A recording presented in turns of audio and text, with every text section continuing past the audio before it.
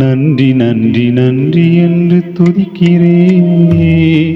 நல்லவரே உம் நன்மைகளை நினைக்கிறேன். நன்றி நன்றி நன்றி என்று துதிக்கிறேன். நல்லவரே உம் நன்மைகளை நினைக்கிறேன். நன்றி ஐயா, நன்றி ஐயா, ஏசையா, நன்றி ஐயா, நன்றி ஐயா, ஏசையா. தகுதியில்லா அடிமை என்னை அணைக்கிறீர். தாங்கி தாங்கி வழி நடத்தி மகிழ்கின்றீர். தகுதியில்லா அடிமை என்னை அணைக்கிறீர். தாங்கி தாங்கி வழி நடத்தி மகிழ்கின்றீர். அதிசயங்கள் ஆயிரம் அன்பரே உம் கரங்களிலே. அதிசயங்கள் ஆயிரம் அன்பரே உம் கரங்களிலே.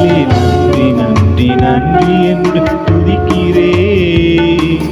நல்லவரே உம் நன்மைகளை நினைக்கிறேன். நன்றி நன்றி நன்றி என்று துதிக்கிறேன். நல்லவரே உம் நன்மைகளை நினைக்கிறேன். பலவீனம் நீக்கிதினம் காக்கின்றீர். பெரும் பெரும் காரியங்கள் செய்கின்றீர். பலவீனம் நீக்கிதினம் காக்கின்றீர். பெரும் பெரும் காரியங்கள் செய்கின்றீர். தீமையான அனைத்தையும் நன்மையாக மாற்றுகிறீர். தீமையான அனைத்தையும் நன்மையாக மாற்றுகிறீர். நன்றி நன்றி நன்றி என்று துதிக்கிறேன். நல்லவரே உம் நன்மைகளை நினைக்கிறேன். நன்றி நன்றி நன்றி என்று துதிக்கிறேன். நல்லவரே உம் நன்மைகளை நினைக்கிறேன். உணவு உடை தினம் தந்து மகிழ்கின்றீர். உண்மையான நண்பர்களை தருகின்றீர். உணவு உடை தினம் தந்து மகிழ்கின்றீர். உண்மையான நண்பர்களை தருகின்றீர். நன்மையான ஈவுகள் நாள்தோறும் தருபவரே. நன்மையான ஈவுகள் நாள்தோறும் தருபவரே. நன்றி நன்றி நன்றி என்று துதிக்கிறேன். நல்லவரே உம் நன்மைகளை நினைக்கிறேன். நன்றி நன்றி நன்றி என்று துதிக்கிறேன். நல்லவரே உம் நன்மைகளை நினைக்கிறேன். கதறி அழுத நேரமெல்லாம் தூக்கினீர். கருவியாக பயன்படுத்தி வருகின்றீர். கதறி அழுத நேரமெல்லாம் தூக்கினீர். கருவியாக பயன்படுத்தி வருகின்றீர். கண்மணி போல் காப்பவரே, கைவிடாமல் மேய்ப்பவரே. கண்மணி போல் காப்பவரே, கைவிடாமல் மேய்ப்பவரே. நன்றி நன்றி நன்றி என்று துதிக்கிறேன். நன்மைகளை நினைக்கிறேன். நன்றி நன்றி நன்றி என்று துதிக்கிறேன். நல்லவரே உம் நன்மைகளை நினைக்கிறேன். இயேசுவே உம்மை துதிக்கிறோம், ஸ்தோத்திரிக்கிறோம், ஸ்தோத்திரிக்கிறோம், ஸ்தோத்திரிக்கிறோம், ஸ்தோத்திரிக்கிறோம், ஸ்தோத்திரிக்கிறோம், ஸ்தோத்திரிக்கிறோம் ஆண்டவரே. ஹல்லேலூயா. நன்றி நிறைந்த இருதயத்தோடு உம்மை துதிக்கிறோம், ஸ்தோத்திரிக்கிறோம். நன்றி நிறைந்த இருதயத்தோடு, நன்றி நிறைந்த இருதயத்தோடு ஆண்டவரே உடைய ஆமீன் வார்த்தை வல்லமையாய் வல்லமையாய் ஜீவனுள்ளதாய் ஜீவனுள்ளதாய் ஜீவனுள்ளதாய் ஜீவனுள்ளதாய் ஜீவனுள்ளதாய். ஹல்லேலூயா, ஹல்லேலூயா. Oh holy ghost, holy ghost, holy spirit, holy spirit, holy spirit, holy spirit, holy spirit. தேவா நான் எதினால் விசேஷித்தவன். ராஜா நான் அதை தினம் யோசிப்பவன். தேவா நான் எதினால் விசேஷித்தவன். ராஜா நான் அதை தினம் யோசிப்பவன். எதினார் இது எதினார் நீ என்னோடு வருவதினார் எதினார் இது எதினார் நீ என்னோடு இருப்பதினார் மேக ஸ்தம்பம் மேலிருந்து பாதுகாக்குது பாதுகாட்ட பகலெல்லாம் கூட செல்லுது மேக ஸ்தம்பம் மேலிருந்து பாதுகாக்குது பாதுகாட்ட பகலெல்லாம் கூட செல்லுது அன்பான தேவன் என்னோடு வருவார் அது போதும் என் வாழ்விலே அன்பான தேவன் என்னோடு வருவார் அது போதும் என் வாழ்விலே தேவா நான் எதினால் விசேஷித்தவன் ராஜா நான் அதை தினம் யோசிப்பவன் தேவா நான் எதினால் விசேஷித்தவன் ராஜா நான் அதை தினம் யோசிப்பவன் எதினால் இது எதினால் நீ என்னோடு வருவதினார் எதினால் இது எதினால் நீ என்னோடு இருப்பதினார் தாகம் கொண்ட தேவ ஜனம் வானம் பார்க்குது ஆவல் கொண்ட கண்களையும் கூட செல்லுது தாகம் கொண்ட தேவ ஜனம் வானம் பார்க்குது ஆவல் கொண்ட கண்களையும் கூட செல்லுது என் ஏக்கம் எல்லாம் என் இயேசு தீர்ப்பார் சந்தோஷம் நான் காணுவேன் என் ஏக்கம் எல்லாம் என் இயேசு தீர்ப்பார் சந்தோஷம் நான் காணுவேன் தேவா நான் எதினால் விசேஷித்தவன் ராஜா நான் அதை தினம் யோசிப்பவன் கையில் கசப்புகள் கலந்திட்டாலும் பாசமுள்ள ஒரு மரம் கூட வருது வாழ்க்கையிலே கசப்புகள் கலந்திட்டாலும் பாசமுள்ள ஒரு மரம் கூட வருது மாறாவின் நீரை தேனாக மாற்றும் என் நேசர் என்னோடுண்டு மாறாவின் நீரை தேனாக மாற்றும் என் நேசர் என்னோடுண்டு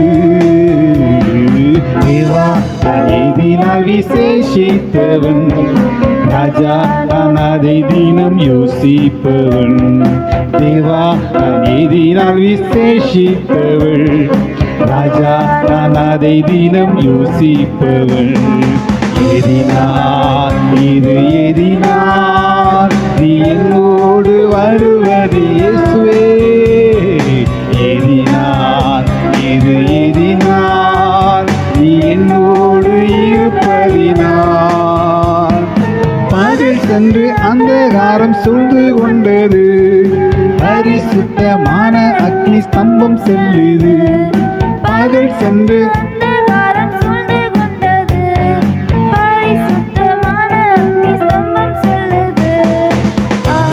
என் தேவன் தந்தாரே நல்ல மங்காத அபிஷேகமே என் தேவன் தந்தாரே நல்ல மங்காத அபிஷேகமே தேவா நான் எதினால் விசேஷித்தவன் ராஜா நான் அதை தினம் யோசிப்பவன் தேவா நான் எதினால் விசேஷித்தவன் ராஜா நான் அதை தினம் யோசிப்பவன் எதினால் இது எதினால் நீ என்னோடு வருவதினார் எதினால் இது எதினால் நீ என்னோடு இருப்பதினார் தாகம் கொண்ட தேவ ஜனம் வானம் பார்க்குது ஆவல் கொண்ட கண்மலையும் கூட செல்லுது தாகம் கொண்ட தேவ ஜனம் வானம் பார்க்குது ஆவல் கொண்ட கண்மலையும் கூட செல்லுது அன்பான தேவன் என்னோடு வருவார் அது போதும் என் வாழ்விலே அன்பான தேவன் என்னோடு வருவார் அது போதும் என் வாழ்விலே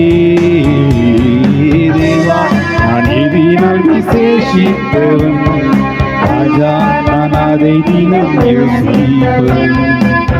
தேங்க்யூ லார்ட். கர்த்தருடைய பரிசுத்த நாமத்துக்கு மகிமை உண்டாவதா. வேதத்திலே ஞானம் நமக்கு கொடுக்கக்கூடிய ஆசீர்வாதத்தையும், ஞானம் எந்த நிலைகளெல்லாம் இருக்குது என்கிற காரியத்தையும் நம்ம தியானிக்க போகிறோம். நிறைய ஆசீர்வாதத்துக்கு அடிக்கோல் ஞானம். அது அந்த ஆசீர்வாதத்தை பெறுவதற்கு ஞானம் மட்டுமல்ல, அறிவு புத்தி வேணும். இதே இது நீதிமொழிகள் 8ஆம் அதிகாரம் 18ஆம் வசனம், ஐஸ்வர்யமும் கனமும் நிலையான பொருளும் நீதியும் என்னிடத்தில் உண்டு என்று வசனம் சொல்கிறது. 3:16 அதாவது ஞானம் புத்தி என்கிற அவருடைய வலது கையில் தீர்க்க ஆயுசும் அதன் இடது கையில் செல்வமும் கனமும் இருக்கிறது என்று ஞானத்தை குறித்து இங்கே சொல்லப்பட்டிருக்கிறது. இது ஒரு நாள் ஒரு செய்தி மூலமாக புரியக்கூடிய ஒரு விஷயம் கிடையாது. இது தொடர் காரியம். நம்முடைய டிவி சேனல்லையும் ஒரு யூடியூப்னு சொன்னால் அதில் தொடர்ந்து நம்ம அதை கவனிக்கும் போது அதை பெற்றுக்கொள்ளலாம். அந்த சத்திய வெளிச்சத்தை பெற்றுக்கொள்ளலாம். ஒருவேளை ஞாயிற்றுக்கிழமை மாலையில் இடையங்குடியில் வைத்து சிலோவாம் துதிமயம் ஹோப் ஃபெல்லோஷிப் அப்படிங்கிற தெசலோனிக்கேயிலிருந்து வரும்போது என்ட்ரன்ஸ்லேயே அந்த போர்டு இருக்கும், ஹோப் ஃபெல்லோஷிப். அதில் ஆராதனை நடைபெறுகிறது, சத்திய வசனம் போதிக்கப்படுகிறது. சத்தியத்தை அறிய வாய்ப்புள்ளவர்களை தேவன் சத்தியத்தின் அடிப்படையிலேயே தான் நடத்துவார்.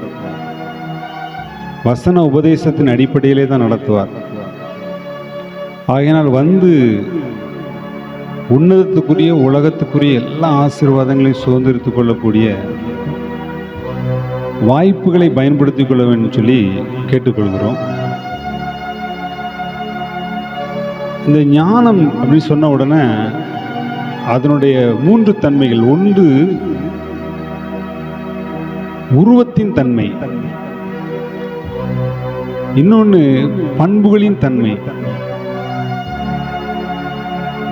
இன்னொன்று அது செயல்களின் தன்மை.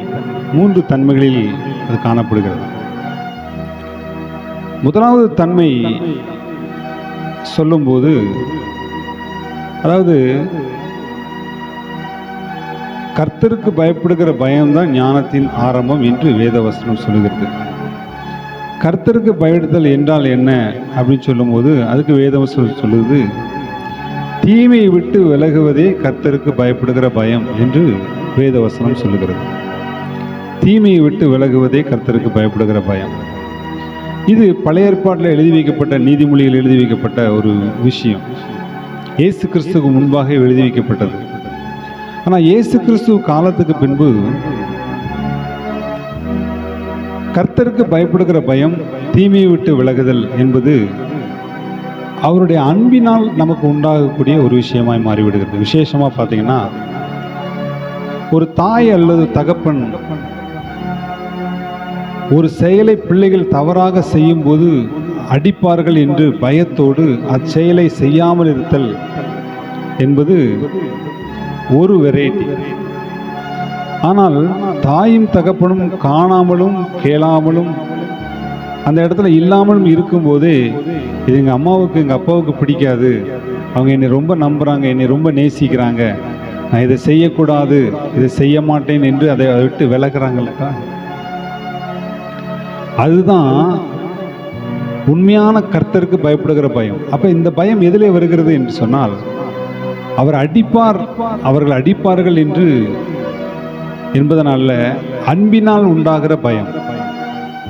அதான் கிறிஸ்து இயேசு இந்த உலகத்தில் பிதாவுடைய ஒரே பேரான குமாரனாகிய தெய்வத்துவத்தை விட்டு இந்த உலகத்திலே ஒரு உரு கொள்கிறார், ஒரு உருவம் அடைகிறார். அந்த உருவம் இயேசு கிறிஸ்து என்கிற உருவம் 2000 வருடத்துக்கு முன்பாக இறங்கி வந்து கடவுளுடைய அன்பு எப்படிப்பட்டது என்று தன்னை சிலுவையில் முழுவதுமாக அடிக்கப்பட்டு நொறுக்கப்பட்டு கிழிக்கப்பட்டு ரத்தம் சிந்தி தன்னையே ஜீவ பலியாக ஒப்பு கொடுத்து அன்பை இந்த உலகத்திற்கு காட்டிய அந்த அன்புதான் ஞானம். உலகத்தில் மற்றவர்களுக்கு ஞானம் திருடுவதா இருக்கலாம், ஏமாற்றி வஞ்சிப்பதா இருக்கலாம், மிகவும் திறமையாக சம்பாதிப்பதா இருக்கலாம், திறமையாக தனக்கு கனத்தை சம்பாதிக்கிற காரிய விஷயமா இருக்கலாம். ஏதோ ஒரு காரியத்தை செய்கிறது உலகம் சொல்லும் அவன் ஞானவான் என்று சொல்லும்.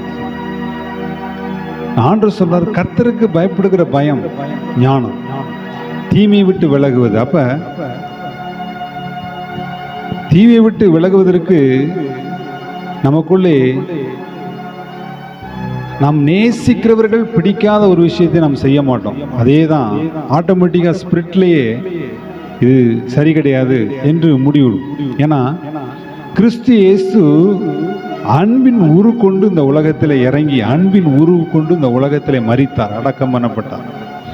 மீண்டும் உயிர் தெழுந்து கிறிஸ்துவின் ஆவி நமக்குள்ளே வைக்கும்படியாக அவர் உயிரோடு எழும்பி நமக்குள்ளே கிறிஸ்துவின் ஆவியை வைத்து கிறிஸ்துவின் அன்பை நமக்குள்ள ஊற்றி ஞானத்தை கிறிஸ்து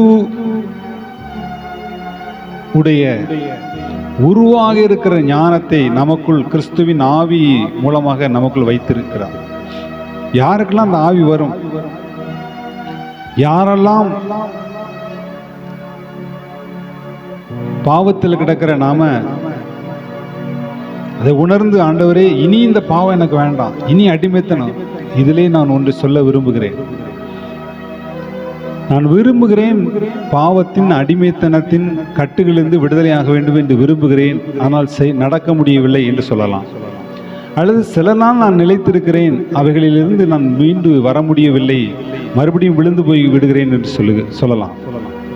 நீங்கள் முதலாவது முடிவெடுக்கக்கூடிய பிரதானமான ஒரு விஷயம் என்னவென்றால், நல்ல ஒரு ஆராதனை உபதேசம், நல்ல பிரசங்கிக்கிற நல்ல ஆண்டவருடைய பிரசனம் நிறைந்த ஒரு ஐக்கியத்துக்குள் நீங்கள் உங்களை இணைத்துக் கொள்ள வேண்டும். இது ஒரு எச்சரிக்கையாக கூட சொல்லுகிறேன். ஆண்டவருடைய பலம் நிறைந்த பிரசனம் நிறைந்த ஒரு ஐக்கியத்துக்குள் நீ இணைக்கப்படாவிட்டால் உங்களுக்குள்ள செயல்படுகிற பாவத்தின் வல்லமை உங்களை ஜெயித்து கீழே தள்ளிவிடும். ஒருவர் 1000 பேரையும் 2 பேர் 10,000 பேரையும் துரத்துவார்கள் என்று வேத வசனம் சொல்லுகிறது.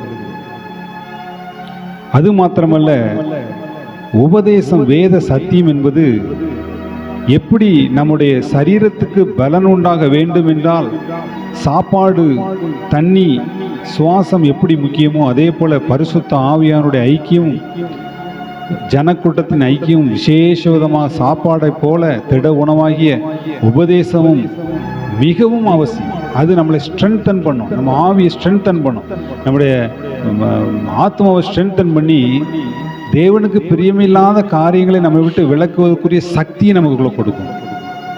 இது மிகவும் முக்கியம். அது ஒரு ஞானம்.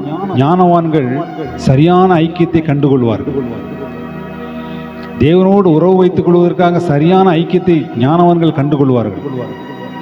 கண்டுகொண்ட அந்த ஞானவான்கள் தீங்கை விட்டு விலகுவார்கள். தீங்கை விட்டு விலகுகிறவர்கள் தேவன் வைத்திருக்கிற ஏராளமான ஆசீர்வாதங்களை சொந்தத்துக் கொள்வார்கள். இயேசு கிறிஸ்துவின் நாமம் மகிமைப்படட்டும். இதுதான் ஞானம். உருகொண்டு கிறிஸ்து இயேசு என்கிற உருகொண்டு இருக்கிறார். இரண்டாவது ஞானம் பண்புகள், அது பண்புகளிலே வெளிப்படுகிறது. அப்ப ஒரு மனிதனுக்குள் ஞானம் வந்துவிட்டால், கிறிஸ்துவின் ஆவி வந்துவிட்டால், ரட்சிப்பின் அனுபவம் வந்துவிட்டால், கிறிஸ்துவின் பண்புகள் நமக்குள் வரும். அதுதான் ஞானம். பண்புகள் எப்பொழுது வெளிப்படுகிறதோ, பண்புகள் எப்பொழுது நமக்குள்ளே, இதில் முக்கியமாக ஒன்று அறிந்து கொள்ள வேண்டும். எங்கே கிறிஸ்துவின் சரீரத்தோடு நம்ம இணைக்கப்படுகிறோமோ அங்கே கிறிஸ்துவுக்குள்ள எல்லாம் நமக்குள்ள கடந்து வரும். கிறிஸ்துவின் சரீரம் என்றால் என்ன? கிறிஸ்து சபைக்கு தலையா இருக்கிறார். இப்ப இந்த இடத்துல கூடி ஆராதிக்கிறோம்னு சொன்னா இந்த சபைக்கு தலை யாரு? கிறிஸ்து. அப்ப தலையோடு கூட நாம் ஒவ்வொரு பார்ட்டாக நம்ம இணைத்திருந்தோமானால் அவரிடம் இருந்து கமாண்ட் வந்துகிட்டே இருக்கும், ஆலோசனை வந்துகிட்டே இருக்கும், கடிந்து கொள்ளுதல் வரும், என்கரேஜ் பண்ணுவாரு, தேற்றுவாரு, எச்சரிப்பாரு, அழகாக நடத்துவார். இதுதான் ஞானத்தில் நடப்பது, அவரால் நடத்தப்படுவது, பரிசுத்தாவில் நடத்தப்படுவது. அப்ப அவருடைய பண்புகள் நமக்குள்ள வந்து அந்த பண்புகளின் அடிப்படையிலே கர்த்தருடைய ஆவியானவர் நம்மை நடத்துவதுதான் ஞான என்கிற பண்பு. ஞானம் 3 விதத்தில் வெளிப்படுகிறது. ஒன்று உருவாக இயேசு கிறிஸ்து பண்பாக, இன்னொன்று செயலாக. ஞானத்தின் செயல் நமக்குள்ளே வரும். இயேசு கிறிஸ்துவை ஏற்றுக்கொண்டு ஞானமற்று பேசிக் கொண்டிருந்திருப்போம், ஞானமற்ற செயல்களை செய்து கொண்டிருப்போம், பொல்லாத பாவைச்சை அக்கரங்களை மாட்டிக்கொண்டிருந்திருக்கலாம்.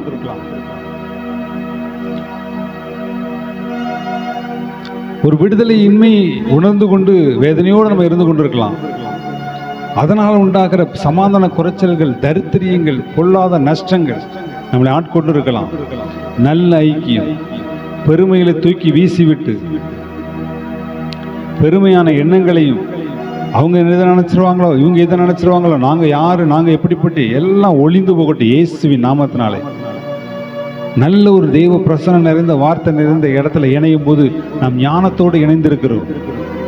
அங்க என்ன இருக்கிறது? தீர்க்காயுசு இருக்குது, செல்வம் இருக்குது, கனம் இருக்குது. அதாவது அற்புதத்தின் மூலமாக தேவன் நமக்கு சுகத்தை கொடுக்கலாம், அதுவும் கொடுக்கலாம். சில நேரம் ஞானமாய் நாம் நம்முடைய சரீரத்தை பார்த்து கொள்வதன் மூலமாக ஞானத்துக்குள் இருக்கிறவர்கள் சந்தோஷத்தையும் சமாதானத்தையும் உணர்வார்கள். தேவனோடு உறவு வைக்கிற இடம் தான் ஞானம் உள்ள இடம். அந்த சந்தோஷமும் சமாதானமும் நல்ல சாப்பாடு பழக்க வழக்கங்களும் கெட்ட வழக்கங்களை விட்டு விலகிற ஒரு அனுபவமும் நமக்குள் வருமானால் நிறைய பேருக்கு தீர்க்காயுசு உண்டாகும். அது மாத்திரமல்ல, ஐஸ்வர்யமும் கனமும் நிலையான பொருளும் நீதியும் ஞானத்தினிடத்தில் உண்டு. கர்த்தருடைய பரிசுத்த நாமத்துக்கு மகிமை உண்டாவதாக. அவ்வளவு ஆசீர்வாதத்தை, ஐஸ்வர்யத்தை வச்சிருக்கிறார். நல்லா பார்த்தீங்கன்னா ஐஸ்வர்யம், ஞானத்துக்குள்ளே ஐஸ்வர்யம் இருக்கிறது. ஆனா சாலமோன் ஒன்று கேட்பார். சாலமோன் தாவீதுக்கு அப்புறம் ராஜா ஆன பிறகு அவனுக்கு ஒரே பயமா இருந்திருக்கணும். எவ்வளவு ஜனங்கள் பெருத்து போயிருக்கிறாங்க, எவ்வளவு பெரிய மிலிட்ரி நமக்குள்ள இருக்குது, எவ்வளவு பெரிய நாடு நம்மகிட்ட இருக்குது.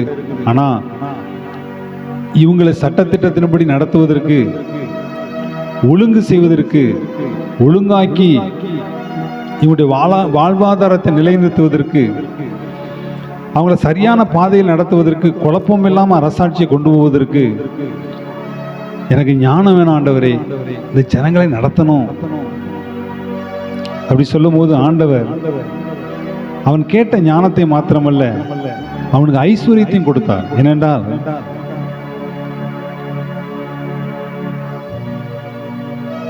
ஒரு ஏழையுடைய ஞானம் அசட்டை செய்யப்படும் வசனம் சொல்லுது.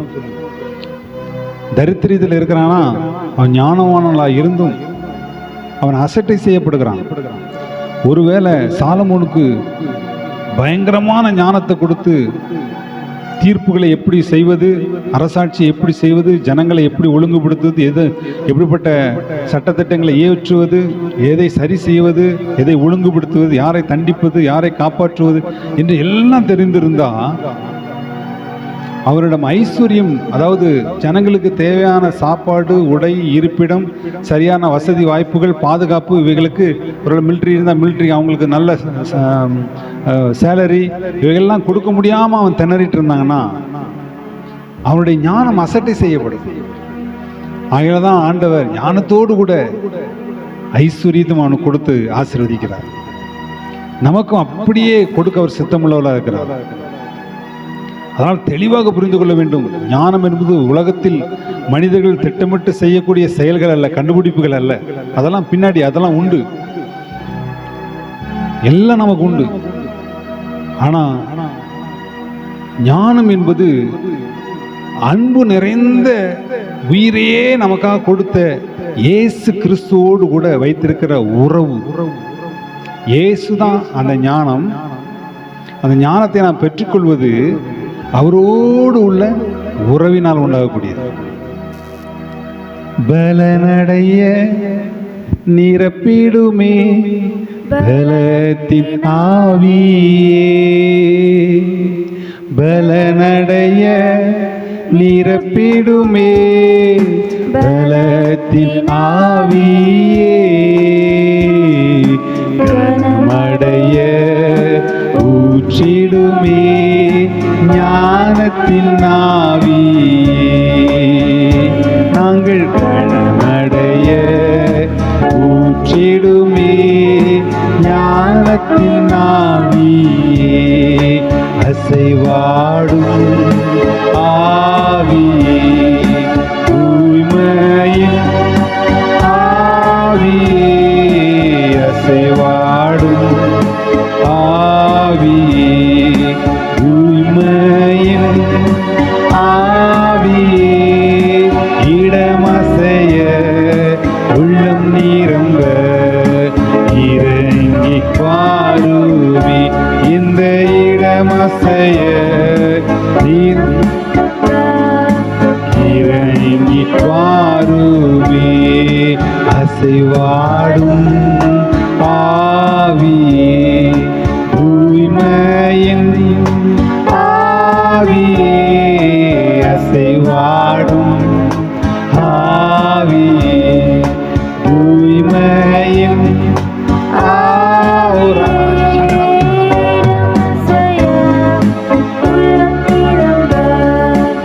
இறங்கி வாருமே. இந்த ஆசைய உள்ளம் நிரம்ப இறங்கி வாரும். கர்த்தருடைய பரிசுத்த நாமத்துக்கு மகிமை உண்டாவதாக.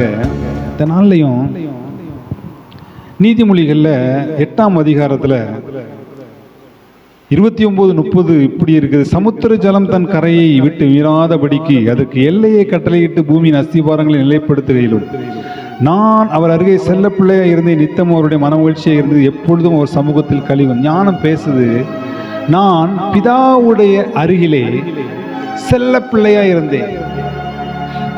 நம் ஆண்டவர் இயேசு கிறிஸ்து பிதாவுக்கு ஒரே பேரான குமாரனாக இருந்து, அவர் நேசிக்கிற புத்திரனாக இருந்து, ஒரே பிள்ளையாக இருந்து, பரலோகத்தில் பிதாவின் மடியிலே இருக்கிற ஒரு அனுபவத்தில் இருந்த அவர் இந்த உலகத்திலே பூலோகத்திலே அவர் இறங்கி வந்தார். அதான் நீதிமொழி ஞானம் சொல்லுது, நான் செல்ல பிள்ளையா அங்க இருந்தேன், உலகம் உண்டாக்குறதுக்கு முன்னாடியே இயேசு கிறிஸ்து நான் இருக்கிறேன் அப்படி சொல்றாரு. பரிசேயர் சதுசேயர்லாம் கோவப்பட்டு எரிச்சலாகி அவரை கொலை செய்யறதுக்கு பிளான் பண்றாங்க. என்னன்னா, இவர் உலகம் உண்டாறதுக்கு முன்னாடி இருந்தாராம, பிதாவுக்கு சொந்த குமாரன் சொல்றாரு கோபத்துல. அவர் தான் இயேசு கிறிஸ்து. புதிய ஏற்பாட்டில் 1 Corinthians 1:32 சொல்லப்பட்டிருக்கு, அவரே தேவனால் நமக்கு ஞானமும் நீதியும் பரிசுத்தமும் மீட்புமானார்.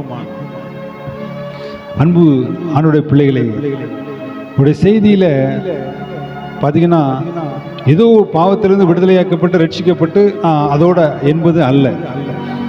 விடுதலையாக்கப்பட்டு ரட்சிக்கப்பட்டவர்கள் எவ்வளவு ஞானவான்கள். உலகம் அறிந்திராத ஒரு ஞானத்தை அறிந்திருக்கிற, ஆண்டவரால் ரட்சிக்கப்பட்ட, பாவ மன்னிப்பு நிச்சயம் பெற்றுக்கொண்ட, ஆண்டவர் ஆராதிக்கிற உண்மையான பிள்ளைகளா இருந்தீங்கன்னா இந்த உலகத்துல யாருக்கும் இல்லாத ஞானம் உங்களிடத்தில் இருக்கிறது.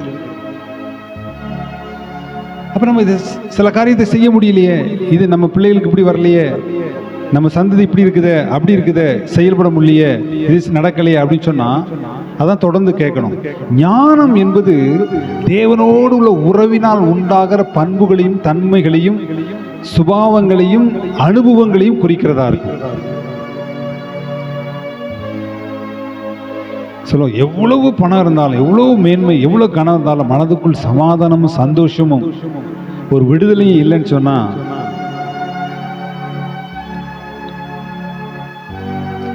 அவர்ல ஒண்ணுமே இல்லை.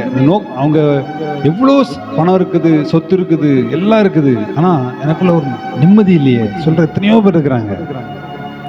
ஆனா இவைகள் இல்லாவிட்டாலும் தேவனோட உறவு வைக்கும் போது எல்லாம் நம்ம திருப்திப்படுத்தி பூரணப்படுத்தி அன்பினால் நிரப்பி சமாதானம் சந்தோஷம் நிறைவு நமக்குள்ள நிரப்புகிற ஆண்டவர் நமக்கு இருக்கும்போது பார்த்தீங்கன்னா என்ன தோணும், இது போதையா அப்படின்னு தோணும். ஆனாலும் இந்த உலகத்துல நாம நிறைய அறிவுகளை பெற்று புத்திமதியா பெற்று நிறைய இடத்துல ஷைன் பண்ணி உயர்ந்த ஒரு ஸ்தானத்துல இருக்க வேண்டும் என்பது தேவ சித்தம். ஃபர்ஸ்ட் தேவனோடு இயேசு கிறிஸ்துவோடு உள்ள உறவு ஞானத்தை குறிப்பதாக, பின்பு அறிவு புத்தி வேணும். புதிய ஏற்பாடு சொல்ல அவரே தேவனால் நமக்கு ஞானமும் பரிசுத்தமும் நீதியுமா இருக்கிறார். இயேசுவே ஞானம். அவரோடு தொடர்புள்ள இருக்கணும், அவரோடு உறவுல இருக்கணும், ஐக்கியப்பட்டு அவர் ஆராதிக்கணும், அவருடைய உபதேசத்தை கேட்கணும். அப்பொழுது நாம் ஞானிகளா இருக்கிறோம். சாலமோனோட பெரியவர் நமக்குள்ள வாசம் பண்ணுகிறார். ஞானத்தில் சிறந்து ஐஸ்வர்யத்தில் சிறந்து இன்றைக்கும் அவரை பற்றி பேசிக்கொண்டே இருக்கிறார்கள். அப்படிப்பட்ட சாலமோனை விட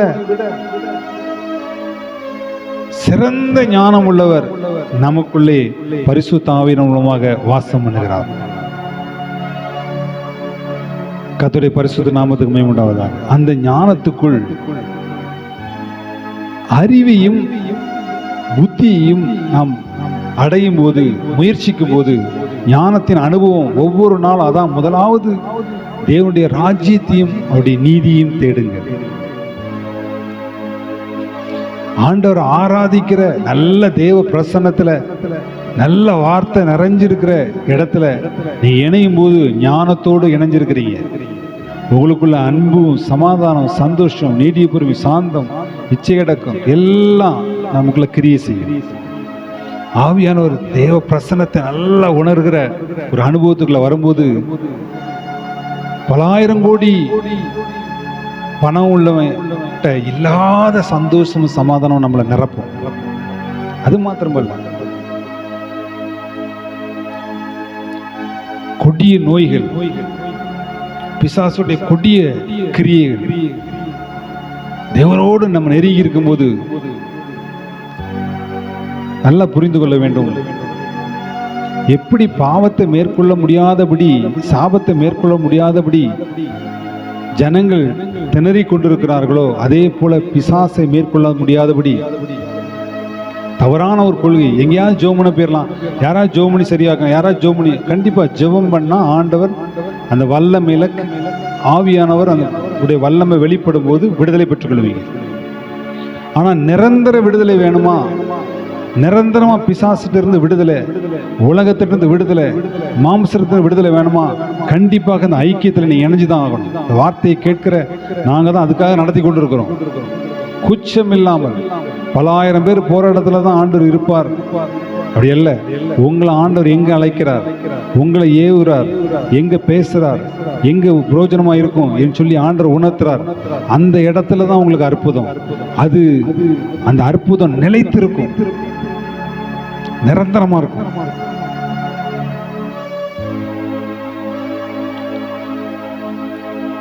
எதுக்கு இந்த அழைப்பு கொடுத்துட்டே இருக்கிறோம் என்று சொன்னா, சமீபத்தில் கூட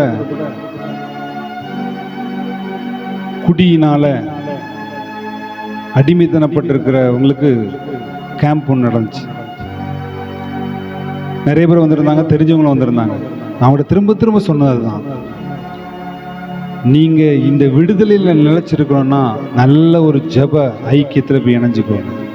நல்ல வார்த்தை உபதேசம் இருக்கணும். அதில் கூச்சப்படாம போய் இணைஞ்சுக்கோங்க. உங்களுக்குள்ள என்ன பெருமை, உலகத்துல என்ன ஆயிரப்போகுது, இந்த ஜாதி, இந்த மதம், இந்த ஊரு, நான் இப்படிப்பட்ட சபையை சார்ந்தவன், எல்லாம் தூரத்துக்கு போட்டு நான் இந்த குடும்பம் நல்ல ஒரு ஜெப உண்மையான பிரசன்னத்தில் இணையிற ஒரு ஜெப ஐக்கியத்தில் இணைஞ்சு கொள்ளுங்க சொன்னேன். சிலர் கேட்கல, அவங்க மறுபடியும் அதாவது குடி விட்டுறாங்க. கொஞ்ச நாள் கழிச்சு அந்த குடி மறுபடியும் பிடிச்சுக்கிடும். அதை விட பொல்லாத பாவங்களும் அவமானங்களும் கேவலங்களும்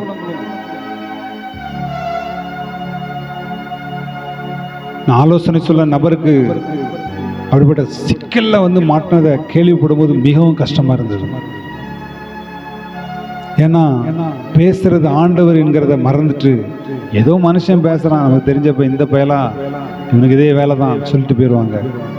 தேவன் தான் வாய்ப்பு கொடுக்கிறார், தேவன் தான் ஆலோசனை கொடுக்கிறார், தேவன் தான் வழி நடத்துகிறார். ஞானத்தை பெற்றுக்கொள்ளுங்கள். எதை சம்பாதிக்கிறீங்களோ இல்லையோ ஞானத்தை சம்பாதித்துக் கொள்ளுங்கள். நல்ல சம்பாதிப்பு, நல்ல ஐக்கியத்தை பிடித்துக் கொள்ளுங்கள். வெள்ளியை பார்க்கிலும் என் புத்திமதியும் பசும்பொன்னை பார்க்கிலும் ஞானத்தையும் அங்கீகரித்துக் கொள்ளுங்கள். முத்துக்களை பார்க்கிலும் ஞானமே நல்லது, இச்சிக்கப்படத்தக்கவை எல்லாம் அதுக்கு நிகரல்ல. ஓ ஹோலி ஸ்பிரிட், தங்கத்தை தேடுறீங்களோ புத்தியை தேடுறீங்களோ, வெள்ளியை தேடுறீங்களோ, சங்கத்தை தேடுறீங்களோ வெள்ளியை தேடுறீங்களோ, வேற விதமான கணத்தை தேடுறீங்களோ இல்லையோ, ஞானம் உள்ள இடத்தை தேடிக்கொள்ளுங்கள். இயேசு கிறிஸ்துவோடு உறவு வைக்கிற, நல்ல ஆராதிக்கிற, நல்ல வசனம் பேசுகிற, ஜெபிக்கிற, தேவ பிரசனம் நிறைந்த இடத்தை பற்றி கொள்ளுங்கள். அதுக்கு நேரத்தை செலவு பண்ணுங்க, பணத்தை செலவு பண்ணுங்க, உடல் உழைப்பை செலவு பண்ணுங்க. அந்த இடத்துல இணைந்து கொள்ளுங்க இயேசுவின் நாமத்தினால. எதை சம்பாதிக்கிறீங்களோ இல்லையோ ஞானத்தை சம்பாதித்துக் கொள்ளுங்க. அப்போது தீமையை வெறுக்க கர்த்தருடைய ஆவியானவர் உங்களுக்கு பலம் தருவார். ஆவியானவர் வரும்போது பரிசுத்தம் வரும், பரிசுத்தம் வரும்போது அதுக்குள்ளே வல்லமை வரும், வல்லமை வரும்போது தீமையை விட்டு நம்ம ஆட்டோமேட்டிக்கா பொன்னையும் தங்கத்தையும் பார்க்கலும் என் பலன் நல்லது, சுத்த வெள்ளியை பார்க்கும் என் வருமானம் நல்லது. ஏகப்பட்ட வசனங்கள் இருக்குது. முதலாவது தேவனுடைய ராஜ்யம், அதாவது தேவனோடு உறவு வைக்கிற ஒரு அனுபவம், அவருடைய ஆளுக்குள்ள இருக்கிற அனுபவம், அவருடைய உறவு, அவருடைய ஐக்கியம், அவருடைய வசனம் மிகவும் முக்கியம்.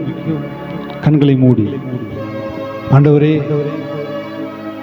நீர் ஞானமாகிய நீர் இயேசு என்கிற உருவத்தோடும் அன்பு என்கிற பண்புகளோடு ஞானத்தின் ஆவியினால் நடத்தப்படுகிற செயல் மூலமாகவும் எங்களுக்குள்ளே கிரியை செய்யப்படுற அன்புக்காக ஸ்தோத்திரம். நல்ல ஐக்கியத்தை தேர்ந்தெடுத்துக் கொள்ளட்டும். தேவனுடைய ராஜ்யத்தை அனுபவிக்கிற நல்ல உறவுகளை தேர்ந்தெடுத்துக் கொள்ளட்டும்.